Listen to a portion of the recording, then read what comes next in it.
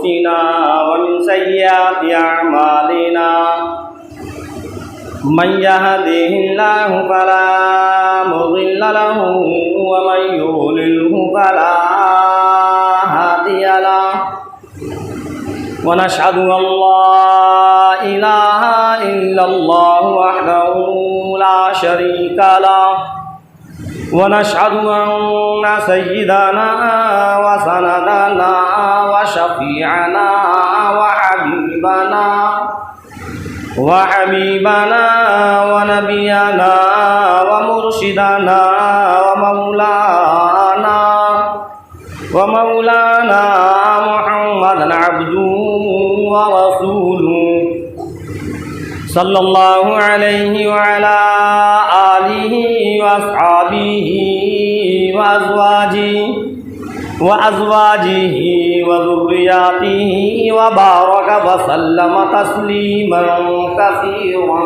كثيرا أما بعد أعوذ بالله من الشيطان الرجيم بسم الله الرحمن الرحيم في قلوبهم مرض فزادهم الله مرضا ولهم عذاب أليم بما كانوا يكذبون صدق الله العظيم اللهم صل على محمد وعلى آل محمد كما صليت على إبراهيم وعلى آل إبراهيم إنك حميد مجيد اللهم بارك على محمد وعلى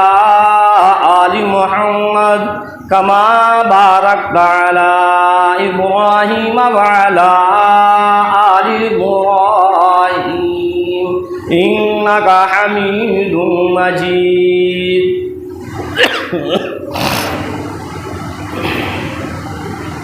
मोहतरम हज़रात, सामीन किराम, अज़ीज़ साथियों, पिछले हफ्ते औलाद के हुकूक़ों के बारे में बतलाया कि माँ बाप के ऊपर औलाद के क्या क्या हक़ हैं, और मैंने बतलाया था कि अगर हर माँ बाप अपनी औलाद के हुकूक़ों को पूरा अदा करे तो इंशाअल्लाह फिर यह औलाद हमारी नाफरमान नहीं बनेगी। माँ बाप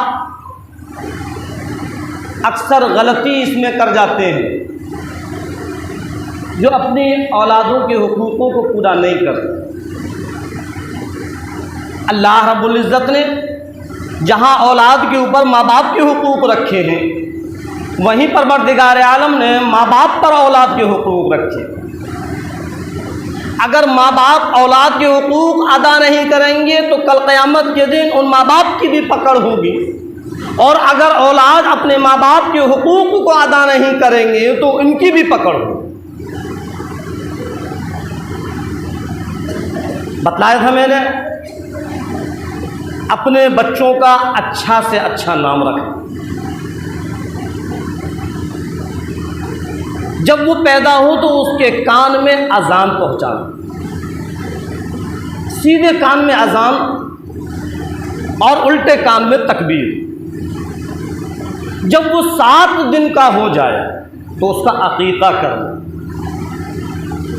अल्लाह तबारक तआला अकीक़े से बच्चे के ऊपर बड़ी से बड़ी मुसीबतों को, बीमारियों को दूर कर देता है। हम और आप इस चीज़ को समझते नहीं हैं। अल्लाह के रसूल सरकार दो आलम सल्लल्लाहु अलैहि वसल्लम की जितनी भी सुन्नतें हैं, उन तमाम सुन्नतों में जहाँ दीन के सवाब है वहीं दुनियावी फ़ायदा भी है। जो अक्सर बच्चे परेशानी में आ जाते हैं, बीमारियों में आ जाते हैं, तकलीफ़ों में आ जाते हैं, जिस बच्चे का अक़ीक़ा हो जाएगा इंशाअल्लाह फिर उस पर बीमारियां नहीं आएंगी, परेशानियां नहीं आएंगी, मुसीबतें नहीं आएंगी, तकलीफ़ें नहीं आएंगी। हज़ारों रुपया हम खर्च तो कर देते हैं, लेकिन उन्हीं हज़ारों रुपये को अगर सही तरीके से हम खर्च करें तो इसमें आखिरत का भी फ़ायदा और दुनिया का भी फ़ायदा। और उस बच्चे के जो सर के बाल हैं, उन बालों के बराबर चांदी को सदका कर दे, ये भी हक। जो बच्चा पैदा होता है तो उसके सर पर जो बाल आते हैं, उन बालों को उतरवा कर और उसके बराबर सदका कर देना, चांदी को सदका करना, या जितने की चांदी है उतने रुपये को सदका करना, और उन बालों को कहीं ऐसी जगह दफन करना जहाँ कि किसी का कदम ना हो। अपनी औलाद की सही तरबियत करना, हाँ, ये माँ बाप के ऊपर एक बहुत बड़ा हक है। नाम रख लेंगे, अजान भी कानों में हो जाएगी, तकबीर भी हो जाएगी। बहुत से ऐसे माँ बाप हैं जो अकीक़ा भी कर देते हैं, और बहुत से ऐसे माँ बाप हैं जो बालों के बराबर चांदी भी सदका कर देते हैं। लेकिन एक जो सबसे बड़ा हक है औलाद का, माँ बाप उसमें कोताही कर जाते हैं, अपने बच्चे की सही तरबियत करना। सही तरबियत का मतलब क्या है? उसको सिखलाना, उसको बतलाना, दीन क्या है, मज़हब इस्लाम क्या है, कुरान क्या है, अल्लाह के रसूल सरकार दो आलम सल्लल्लाहु अलैहि वसल्लम के फरमान क्या है, अल्लाह का फरमान क्या है, ऐसी उसकी तरबियत करना, ऐसी तरबियत करना जो कि सारी की सारी चीज़ें उसके सामने आईना हो जाए। और सबसे आसान तरीक़ा उसका ये है कि किसी ऐसे मदारिस के अंदर दाखिला कराना जहाँ के दीन की तालीम हो, कुरान की तालीम हो, अल्लाह उसके रसूल सरकार दो आलम सल्लल्लाहु अलैहि वसल्लम की हदीस पाक की तालीम हो। जब वो उस तालीम से याफ्ता होगा, जब वो तालीम उसके अंदर पहुँचेगी, जब उसके असातिज़ाए किराम उसको बतलाएंगे कि तुम्हारे माँ बाप का हक़ क्या ये है, तुम्हारे पड़ोसियों का हक़ ये है, तुम्हारे रिश्तेदारों का हक़ ये है, और जब वो उसके सामने ये बातें आ जाएंगी तो इंशाअल्लाह सुम्मा इंशाअल्लाह फिर वो औलाद अपने माँ बाप की नाफरमान नहीं बनेगी। हमने सिखलाया ही नहीं उसको। अजीब मामला है, दीन की तरफ से बिल्कुल हम अनजान बने हुए हैं। हम जानते ही नहीं कि दीन क्या है। ज़माने जाहिलियत के अंदर जब जहालत इतनी आम हो गई, इतनी आम हो गई कि एक दूसरे के हुकूकों की लोग परवाह नहीं करते थे, अपनी लड़कियों को जिंदा दरगोर कर दिया करते थे। अल्लाह रब्बुल इज़्ज़त ने इमामुल अंबिया महबूबे किबरिया मदनी करीम सल्लल्लाहु अलैहि वसल्लम को मबऊस फरमाया। अल्लाह के रसूल इमामुल अंबिया महबूबे किबरिया सरकार दो आलम सल्लल्लाहु अलैहि वसल्लम ने हर एक के हुकूकों को बतलाया, उस जहालत को ख़त्म किया जो जहालत लोगों के अंदर भर चुकी थी।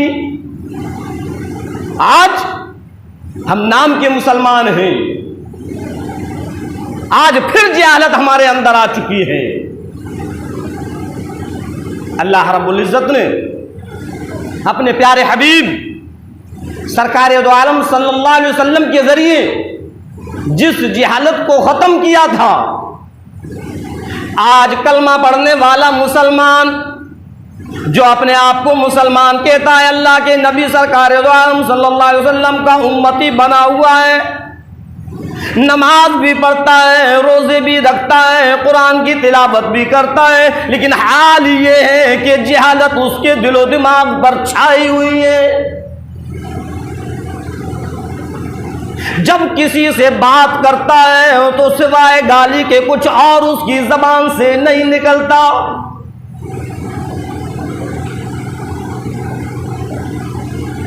जब किसी से बात करता है तो झूठ उसकी जबान से निकलता है, जब किसी से वादा करता है तो वादा खिलाफी पहले करता है, जब किसी से झगड़ने पर आ जाए तो गालियों की बौछार उसकी जबान पर आ जाती है। क्या है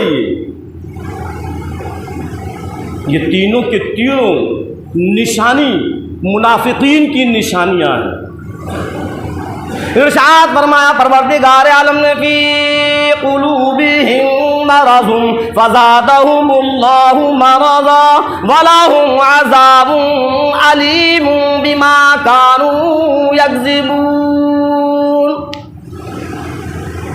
आज जो मुनाफिकीन का हाल था, आज मुसलमानों का वो हाल बना हुआ। तीन निशानियां बतलाई, तीन अलामतें बतलाई मुनाफिकीन के अंदर। जो तीन निशानियां हुआ करती थी, इज़ा हदसा कज़ब, जब वो बात करते थे तो झूठ बोलते थे। व इज़ा वअदा अखलफ, और जब किसी से वादा करते थे उसको खिलाफ किया करते थे, उसको पूरा नहीं करते थे। जब वो झगड़ा करते थे तो गालियां दिया करते थे। 15वीं सदी के मुसलमान जरा गौर कर, आज ये तीनों की तीनों निशानियां तेरे अंदर खुद मौजूद हैं।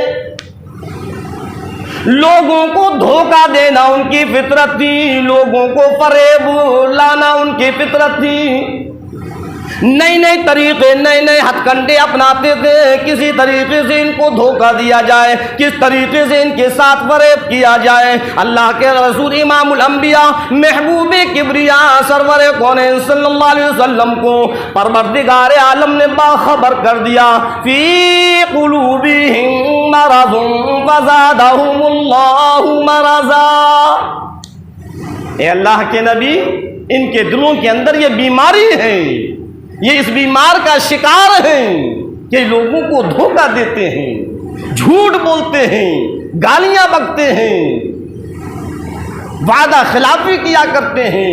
ये सारी की सारी चीजें मुनाफिकीन की होती हैं। आज अल्लाह माफ करे, अल्लाह माफ करे, मुसलमानों के अंदर ये सारी की सारी चीजें मौजूद हैं।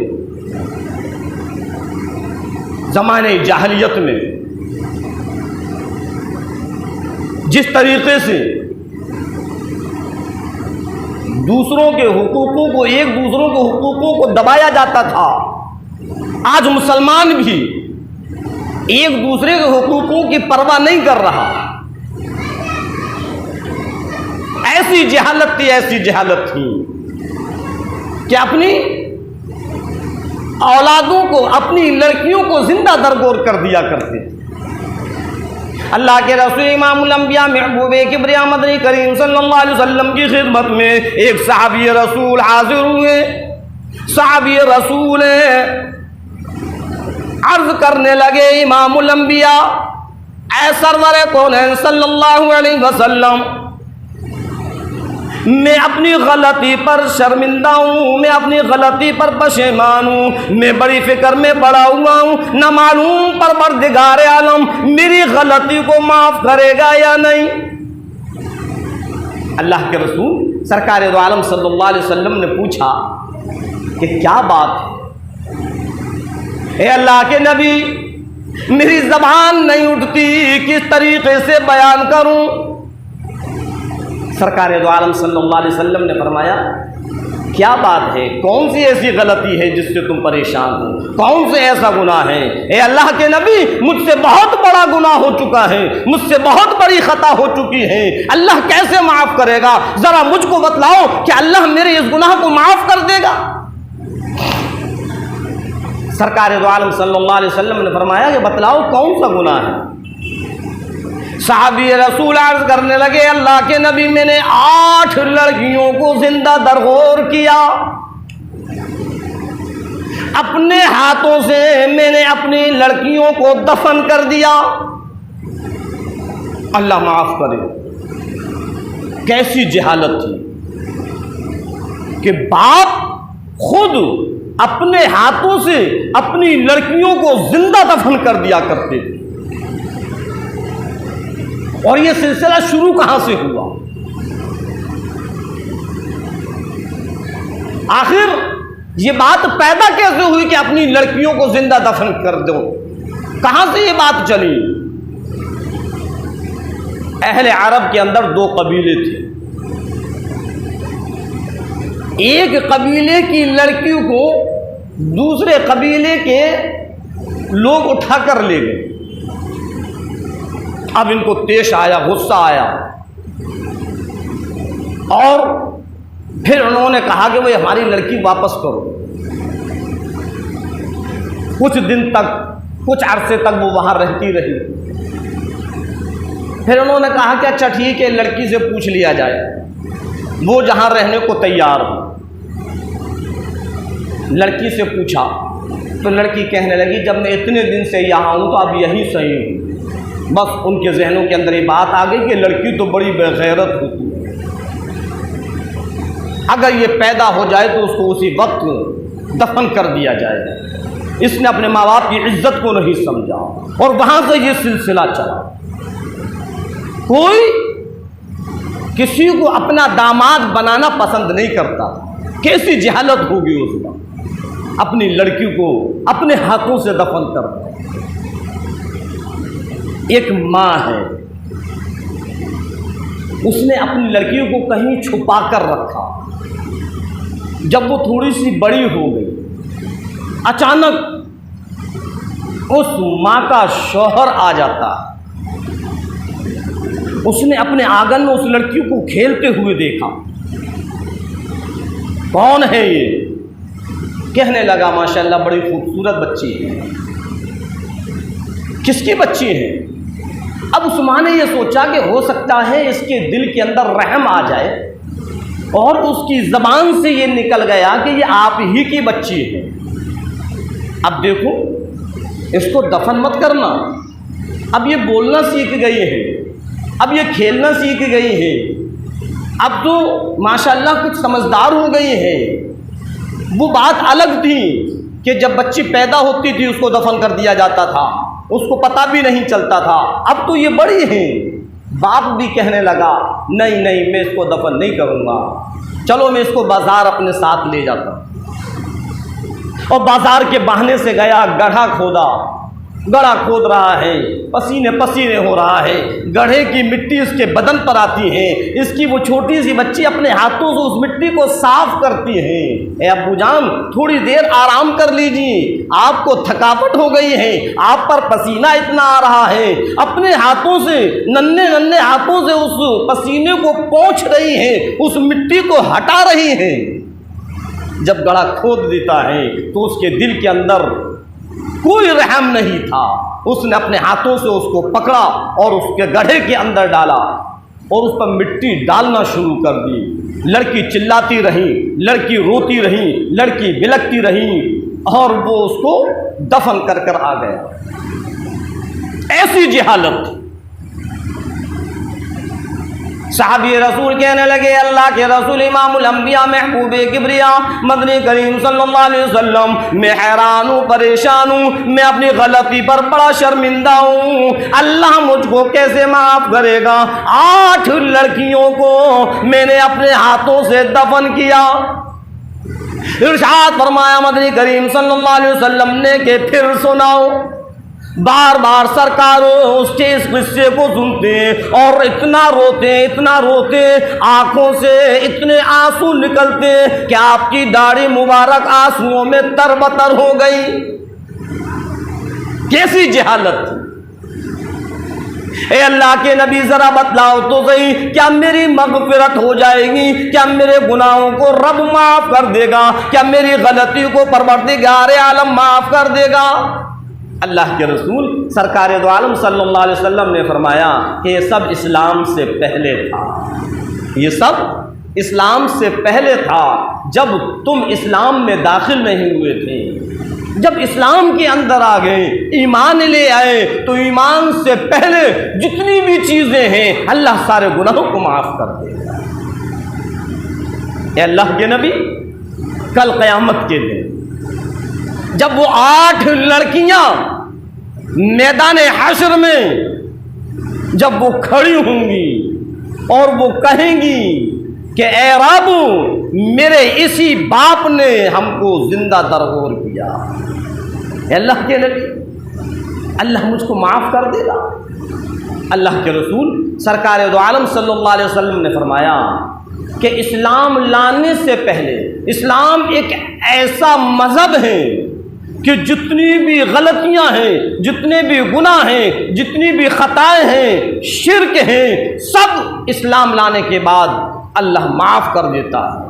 और बच्चा, जवान, बूढ़ा जब इस्लाम ले आता है तो ऐसा हो जाता है जैसे कि अभी पैदा हुआ है, इससे कोई गुनाह हुआ ही नहीं। और इसी तरीके से अल्लाह रब्बुल इज़्ज़त ने हज के लिए बतलाया कि जब बंदा हज करने के लिए जाता है और जब वो हज कर लेता है तो अल्लाह उसके सारे गुनाहों को माफ़ कर देता है, उसकी सारी खताओं को माफ़ कर देता है, सारी की सारी लग़्ज़िशों को माफ़ कर देता है। और वह ऐसे हो जाता है, अल्लाह के रसूल सरकार दो आलम सल्लल्लाहु अलैहि वसल्लम ने फरमाया, वो ऐसे हो जाता है जैसे कि अभी पैदा हुआ है, बिल्कुल पाक और साफ होकर जब वो अपने घर पर लौटता है। लेकिन अफसोस हमारी जिंदगियों पर कि हम अपने घरों में आने के बाद फिर हम गुनाहों के अंदर मुलव्विस हो जाते हैं, फिर हम अल्लाह की नाफरमानियों में आ जाते हैं, फिर हमारी ज़बानों पर गालियां शुरू हो जाती हैं, फिर हम बेफिक्र होकर और अपनी नमाजों को छोड़ने लगते हैं, अज़ान की आवाज़ सुन रहे हैं और उसके बाद सुनने के बावजूद फिर भी हमारे कदम मस्जिदों पर नहीं जाते। ऐ लोगों, ईमान वालों, मुसलमानों, मोमिनों, ज़रा गौर तो करो, परवरदिगार आलम के घर का दीदार करने के बाद, इमामुल अंबिया महबूबे किबरिया सरवरे कौनैन सल्लल्लाहु अलैहि वसल्लम के रोज़े अक़दस का दीदार करने के बाद फिर तुम गुनाहों के अंदर आ जाते हो। शर्म नहीं आती?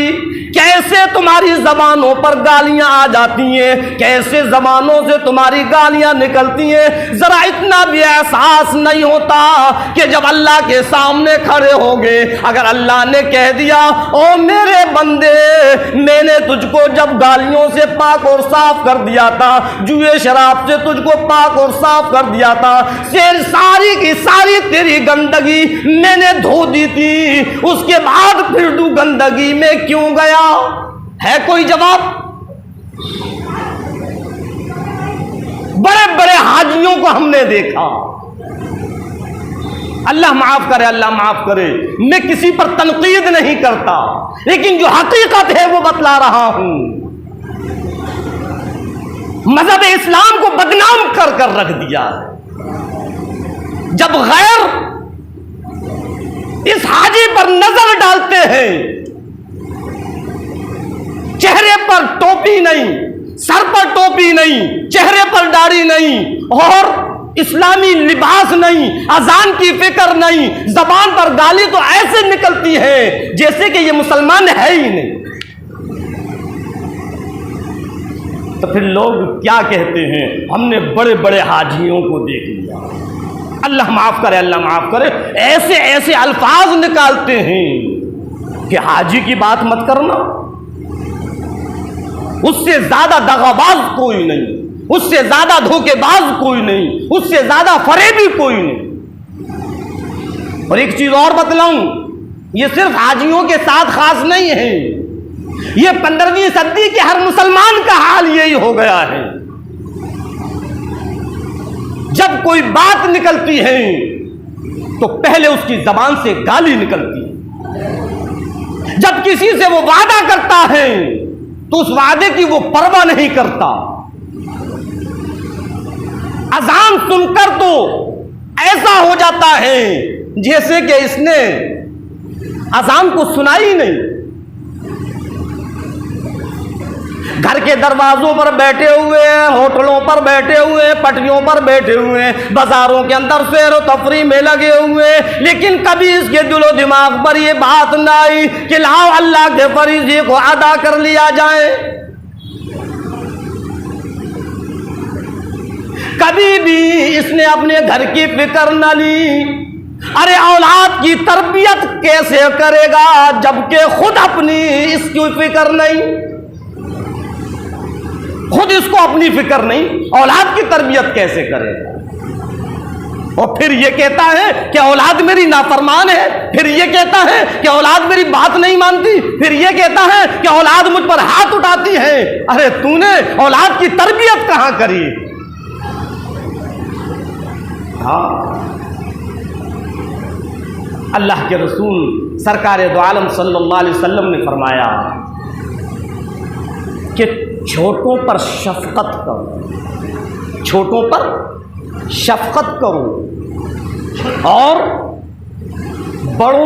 बड़ों का अदब करो, उलमाए दीन की कदर करो। सरकार दो आलम सल्लल्लाहु अलैहि वसल्लम का फरमान है। तो हमारी औलाद है, हमें उन पर जुल्म करने की इजाज़त नहीं है। हाँ, अपनी औलाद पर जुल्म मत करो, शफकत करो। नसीहत करना अलग चीज़ है और जुल्म करना अलग चीज़ है। किसी बात पर हमें गुस्सा आया और फिर ऐसा जुनून सवार हो गया कि हमने जो उसकी पिटाई लगाना शुरू की, तो बस हाथ रुकता ही नहीं। तो ये नसीहत नहीं है, ये औलाद पर जुल्म है। हाँ, जुल्म है। हमारी माँ और बहनों के अंदर ये आदत बहुत होती है कि किसी बात पर नाराज हो गई और हमने उसको कोसना शुरू कर दिया। अरे तुम्हारी औलाद है, तेरा एक्सीडेंट हो, तेरा नाश हो, और न मालूम कौन कौन से अल्फाजों को उसको कोसती हैं, दिया बुझे, फलाना फलाना, न मालूम किस किस तरीके से। मेरी माँ और बहनों, कान खोल कर सुनो, अल्लाह के रसूल इमामुल अंबिया महबूबे किबरिया सरवरे कौनैन सल्लल्लाहु अलैहि वसल्लम का फरमान है कि छोटों पर शफकत करो, शफकत करो, शफकत करो। और अगर तुमने अपनी औलाद को कोसा, अगर तुमने अपनी औलाद को बद्दुआ दी और अल्लाह ने उसको कबूल कर ली, तो फिर किसी से शिकवा शिकायत करने की ज़रूरत नहीं है। क्यों? इसलिए कि अल्लाह माँ बाप के ज़बान से निकली हुई दुआ भी कबूल करता है और माँ बाप की ज़बान से निकली हुई बद्दुआ भी कबूल करता है। कभी हम अपनी औलाद को ना कोसें, कभी हम अपने औलाद को बुरा भला ना कहें। आजकल के माँ बापों के अंदर एक और बात है कि अपनी औलाद की शिकवे शिकायत दूसरों से करते हैं। क्यों? क्या तुम अपनी औलाद को जलील करना चाहते हो? क्या तुम अपनी औलाद को बदनाम करना चाहते हो? क्या दूसरों की नज़र में अपनी औलाद को रुस्वा करना चाहते हो? जब तुम अपनी औलाद को रुस्वा करोगे, जब तुम अपनी औलाद को जलील करोगे, जब तुम अपनी औलाद को दूसरे के सामने बदनाम करोगे, तो तुम्हारी इज्जत क्या करेगी? फिर तुम्हारा अदब क्या करेगी? फिर तुम्हारी फर्माबरदारी वो कैसे करेगी? इसलिए फरमाया, कभी भी अपनी औलाद के शिकवे शिकायत अपने दोस्तों से मत करो। वो क्या करेंगे?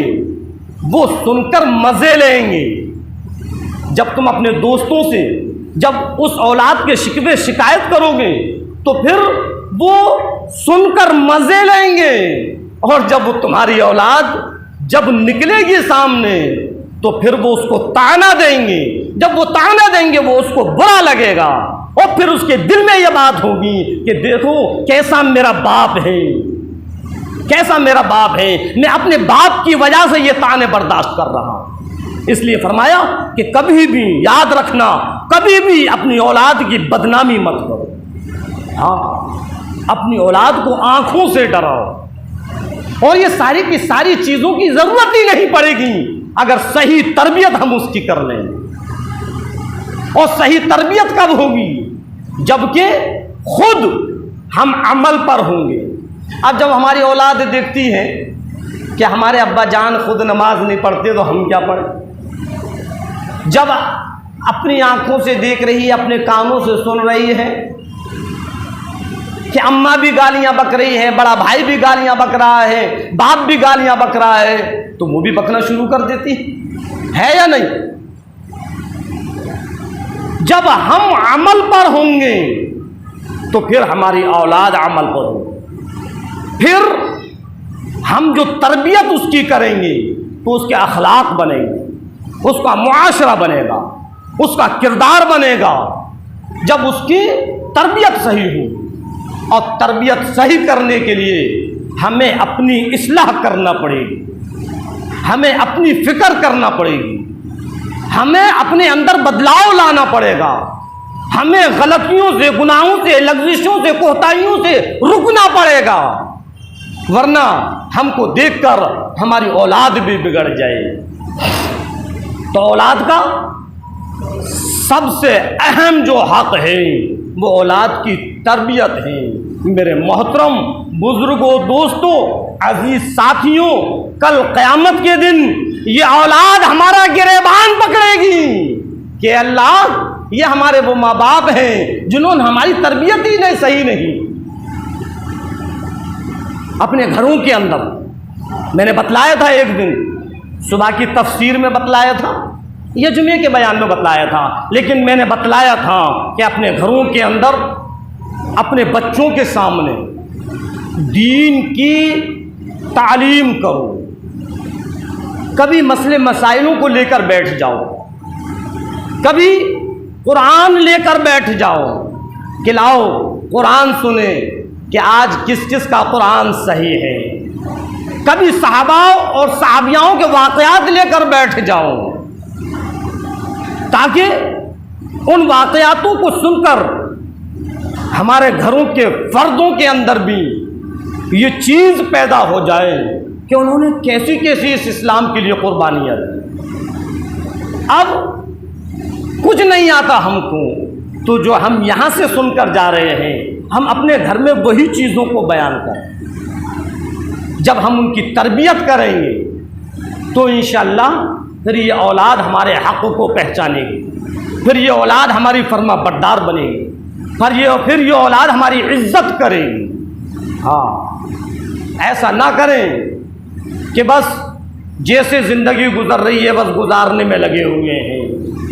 इंसान बनकर ज़िंदगी गुजारो, जानवर बनकर ज़िंदगी मत गुजारो।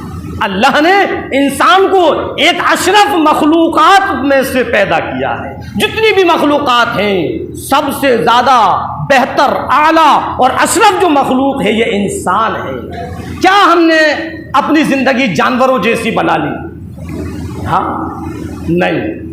हम अल्लाह के रसूल इमामुल अंबिया सरकार दो आलम सल्लल्लाहु अलैहि वसल्लम के उम्मती हैं, उम्मती बनकर ज़िंदगी गुजारें। जब दूसरे हमको देखें तो उनको ये पता चल जाए कि देखो ये उम्मत मुहम्मदिया के लोग जा रहे हैं, ये देखो ये ईमान वाले जा रहे हैं। अल्लाह माफ़ करे, आज हमारा मुआशरा, हमारे अखलाक ऐसे हो गए हैं कि हमको देखकर लोग हमसे दूर भागते हैं। क्यों? इसलिए कि हमारी बदआमालियों की वजह से। कहते हैं सुबह का भूला शाम को घर आ जाए, तो उसको भूला नहीं कहते। अभी अल्लाह ने मौका दिया है, अभी मोहलत दी है, अभी हमारी सांसें हैं। अल्लाह से तौबाएं करें।